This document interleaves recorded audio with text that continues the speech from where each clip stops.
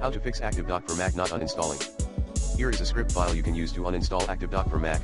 #bin/bash #stop the ActiveDock app if it is running osascript quit app ActiveDock #remove the ActiveDock app and associated file sudo rmrf/application/ActiveDock.app rmrf/library/application /support/ActiveDock rmrf/library/caches/com.byteful.ActiveDock rmrf/library/preferences/com.byteful.ActiveDock.plist rmrf/library/save \state/com.byteful.ActiveDock.savedState.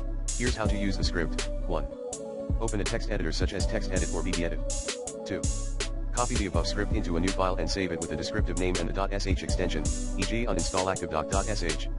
3. Open the terminal application on your Mac. 4. Type cd, with a space at the end, and then drag the folder containing the script file onto the terminal window. This will automatically insert the full path to the folder into the terminal command. Press enter to navigate to that folder. 5.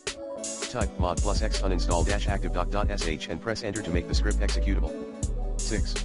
Type /uninstall ActiveDock.sh and press enter to run the script. Enter your admin password if prompted. 7.